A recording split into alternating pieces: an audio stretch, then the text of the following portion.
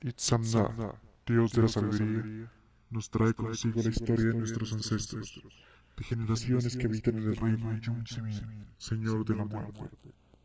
Nos cuenta que después de la salida de Sabanankeij Hunampu del Xibalba, como sol y luna, vinieron los ancestros del norte, de Cantignal, protegidos por Xamanek, Dios de los viajeros.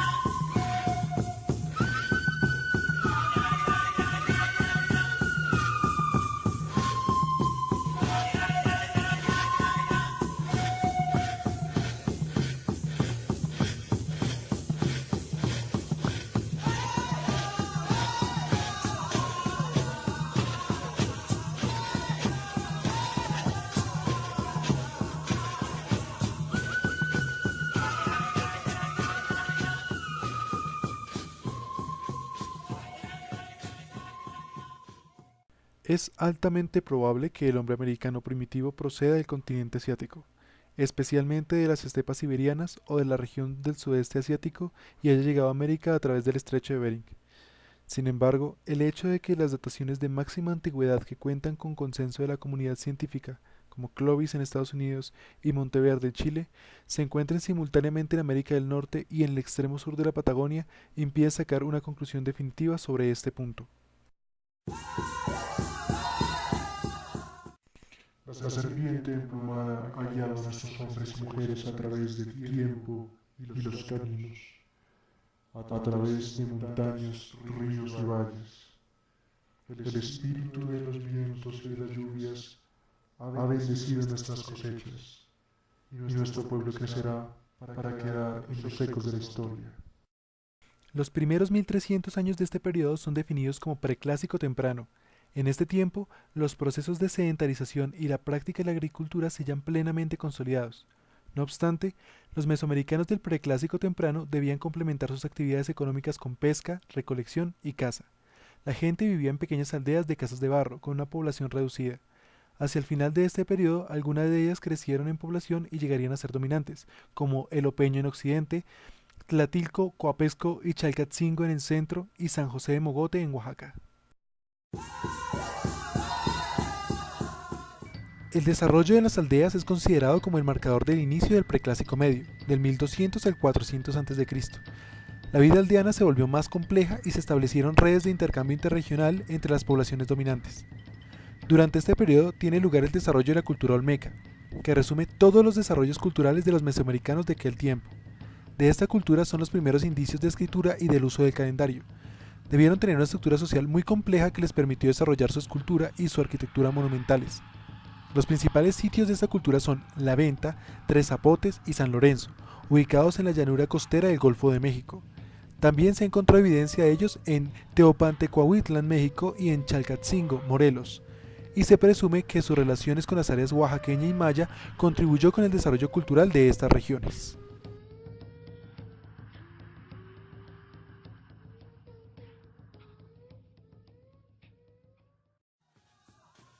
La declinación de la cultura olmeca dio origen al periodo preclásico tardío, del 400 a.C.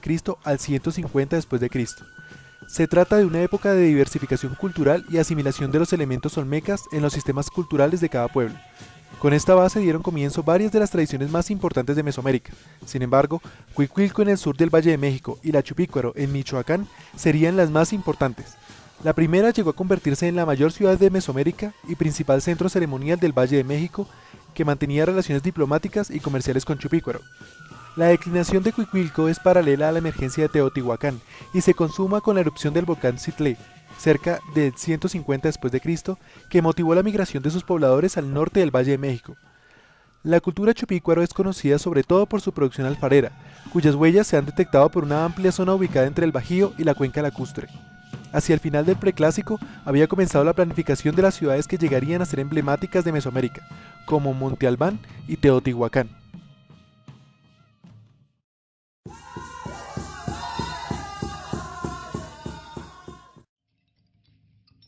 Los dioses danzan alrededor de la tulpa, la fogata sagrada.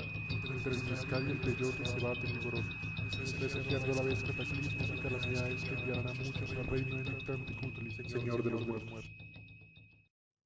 El clásico temprano abarca los primeros 400 años del periodo y coincide con la época de mayor apogeo de Teotihuacán. Durante este periodo se consolidó el proceso de urbanización que se observaba desde preclásico tardío. De esta manera nacieron ciudades como Cholula en el valle de Puebla, Tlaxcala, Monte Albán en los valles centrales de Oaxaca, Tikal y Calakmul en el área maya, la primera ciudad en Guatemala y la segunda en México. Las obras hidráulicas que permitieron la alta eficiencia de la agricultura mesoamericana también estaban bien desarrolladas para la época. La escena histórica fue dominada por los teotihuacanos, que convirtieron a su ciudad en el centro de una amplia red de intercambios comerciales que involucraban especialmente a los mayas. A la luz de este enfoque, la presencia de elementos y objetos del altiplano en Tikal, Guatemala, puede interpretarse como una estrategia de la élite maya para conferirse legitimidad a sí misma. Las ciudades que dominaban en dicha época eran al norte Teotihuacán y en el sur las ciudades rivales de Tikal y Calakmul. Los zapotecos fueron otro pueblo que mantuvo relaciones con Teotihuacán, pero en este caso las relaciones iban más allá del intercambio comercial, eran aliados. Hacia el año 600 comenzó el proceso de declinación de Teotihuacán. Este hecho marca el inicio del clásico tardío, caracterizado por la época de gran florecimiento de las culturas maya y zapoteca, además de las modificaciones en el panorama político del centro de México, que afectaron a Mesoamérica entera. Con la decadencia consumada de Teotihuacán en 750, las ciudades mayas también entraron en crisis. Se especula que una combinación de desórdenes políticos, en el contexto de un desajuste climático, puso en jaque a los gobernantes de muchas ciudades de la región. De esta manera, la cultura maya clásica encontró su fin hacia el año 800. Sin embargo, recientes estudios realizados en Guatemala y sur de México demuestran que no hubo problemas climáticos, sino guerras internas, entre ciudades y gobernantes, lo que obligó a los pobladores a huir y establecerse en diversas regiones. Por su parte, los zapotecos, viendo interrumpida la relación con Teotihuacán debido a la emergencia de estados rivales en el centro de México, continuaron con su desarrollo cultural y autónomo, que vio la época de mayor florecimiento entre los años 750 y 850. Sin embargo, como ocurrió en el caso de Teotihuacán y el área maya, la capital zapoteca también declinaría y sería finalmente abandonada. Aprovechando la debilidad de las metrópolis, varias ciudades cobraron fuerza y tomaron posiciones centrales en las rutas de intercambio que sostenían la hegemonía de Teotihuacán. Así surgieron centros regionales en el área. Xochicalco, en Morelos, controlaba el comercio con el área maya. Cholula, en Puebla Tlaxcala, hacía lo mismo con el sureste y Teotenango con el occidente de México. El creciente poder de esas ciudades y otras, como Cacaxtla y Cantona, terminó por estrangular a Teotihuacán, que colapsó hacia el año 750. Este periodo es conocido como epiclásico. Se trata de una época de fuertes desórdenes y reacomodos políticos. Culmina con las primeras migraciones de los pueblos del norte de México, entre los cuales venían los nahuas, motivadas por las sequías prolongadas que arruinaron las sociedades agrícolas de la región. Los mismos centros regionales que rivalizaron en esta época fueron construidos con el aporte de pueblos migrantes, por ejemplo, los olmecas y calancas que arribaron a Cacaxtla y Xochicalco en esta época. De esta manera, la civilización mesoamericana reformó su carácter multiétnico.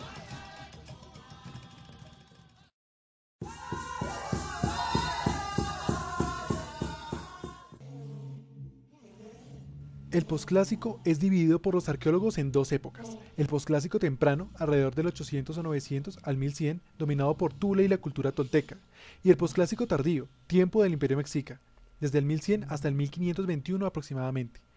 Conviene aclarar que la calendarización es variable de acuerdo con la historia regional, dado que normalmente se toma como referencia lo que ocurría en el centro de México. Las migraciones marcan la pauta del posclásico temprano. Se trataba de unos pueblos norteños que habían sido empujados hacia el sur, ya por el expansionismo de otros grupos beligerantes o por el desastre que ocasionó la caída de las culturas del norte de Mesoamérica.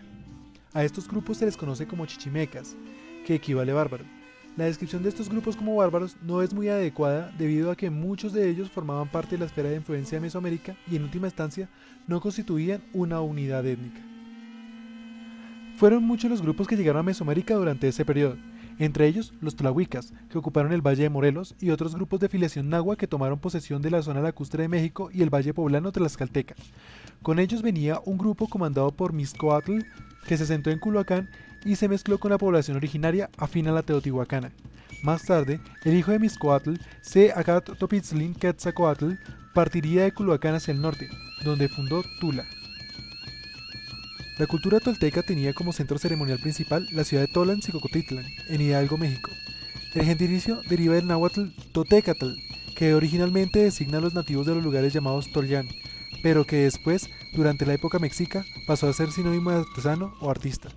Esto se debe, entre otras cosas, a la relación mitológica establecida entre Xicocotitlán y la mítica Tolyán, ciudad de Quetzalcoatl. La relación entre el estado tolteca y los reinos yucatecos ha desconcertado a los arqueólogos debido al extraordinario parecido entre Tula y Chichén Itzá.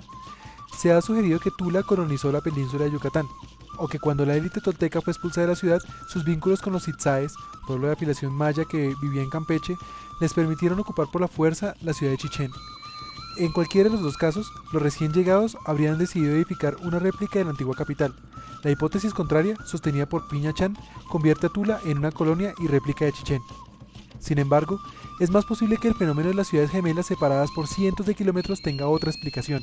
Es muy probable que grupos migrantes, portadores de la cultura tolteca, se hayan instalado en Yucatán y hayan terminado por fundirse con los nativos y llegar a ocupar posiciones privilegiadas. Para legitimar su poder, debieron recurrir al antiguo vínculo con Tula, considerada la ciudad de Quetzalcoatl, y ello explicaría la presencia de ciertos rasgos típicos del centro de México en las artes mayas de aquel tiempo. La caída de Tula está relacionada con la misma inestabilidad política interna que había motivado su expansión. La ciudad fue semi-abandonada y muchos de sus pobladores huyeron hacia la cuenca lacustre de México para asentarse nuevamente al pie del Cerro La Estrella. Al mismo tiempo, se producían nuevas migraciones, como la de los pipiles y nicaraos hacia Centroamérica, o la de los mexicas hacia el centro de México. Durante el periodo comprendido entre la caída tolteca aproximadamente en el 1100 d.C. y la derrota de Azcapotzalco por Tenochtitlán en 1430, hubo un vacío de poder, aprovechado por ciudades de menor envergadura que cobraron un nuevo y breve florecimiento. Entre ellas se cuenta Cholula, ciudad relacionada con el culto a Quetzalcoatl, y Culhuacán, que fue ocupada por refugiados toltecas. Los mexicas o aztecas durante este periodo se asentaron definitivamente en la zona lacustre mexicana, dando origen a una de las civilizaciones nativas más poderosas de América.